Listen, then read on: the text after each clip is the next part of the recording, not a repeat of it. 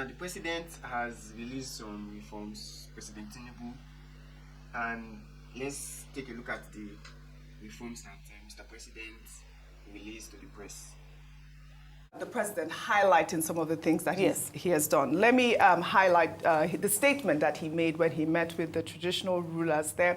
He said, "We are reworking the social welfare scheme to reach the ward level, which is the closest to our people.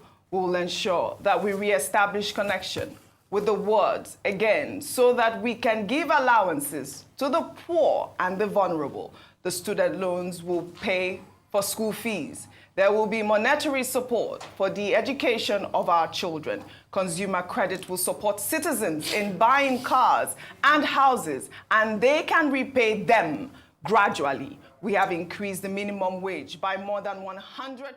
Now, you've seen the reforms. Is it not shocking to see that the human development is not even there? Human development index is not there. We made some reforms on, plans for people to be able to, get loan to buy cars, housing and student loan.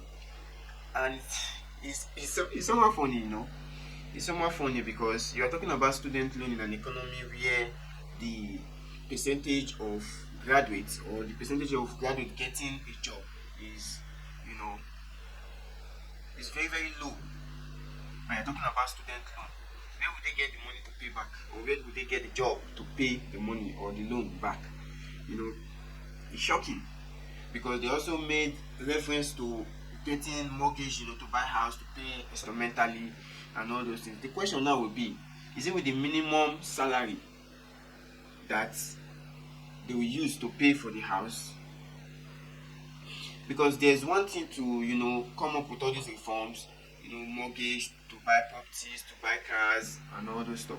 Yeah, if you're talking about to buy cars, definitely they can do some plus and minus, but imagine how many years it will take you, to buy a house or to get a mortgage and to pay on instrumentally as claimed by these reforms. If you are to pay, which means you are likely to spend more than 40 years paying off your mortgage with this current minimum wage, because it is not possible for you to squeeze out such an amount of money to be paying for mortgage, except the government comes up with a housing plan whereby they provide housing at affordable price, because the minimum price now to get an accommodation or to get a house, probably roughly, let's give or take 25 million, roughly 25 million, let's put it at the minimum.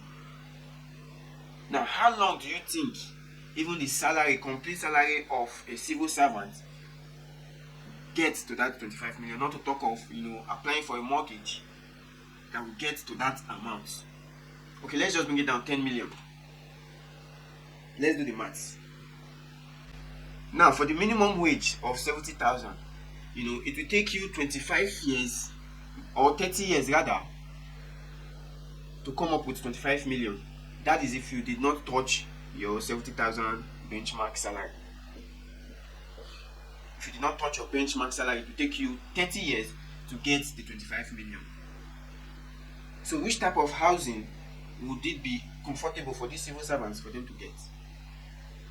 So if you are also talking about, okay, you get the land, you build and all that, 70,000 naira will not be enough. For a single person, they might be able to manage. But for a family of 3-4, it is greatly impossible. Okay, let's give an instance. If you are saying minimum salary of 70,000. Now let's take for instance, you apply for a mortgage, give or take subsidized by the government, 50 million. And you are expecting them to pay on instrumental basis of 20,000 every month. Or 50 million. Now it will shock you to know that it will take you 60 years to come up with a benchmark of close to 15 million for the housing plan that the government is proposing. So, because definitely no one would want to exceed a debit of 20,000 monthly for a mortgage on a property. Because why?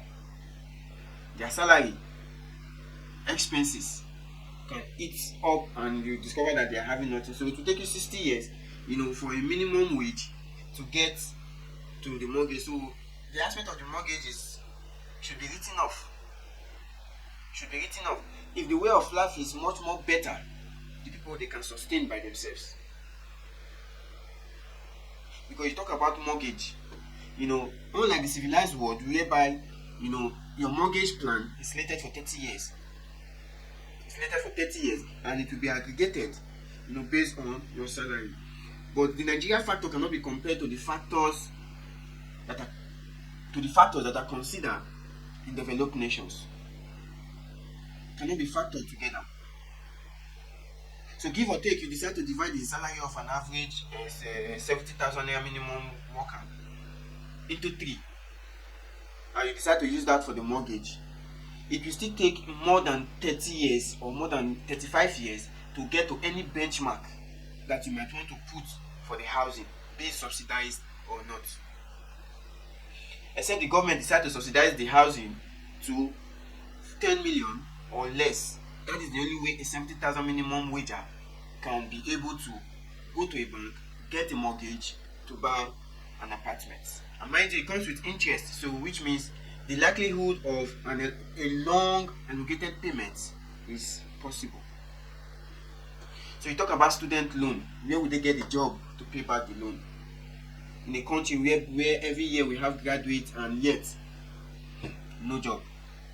Rather, these graduates, they come out and now start learning skills to better their life. So I don't know the reforms the president is trying to make. It won't work.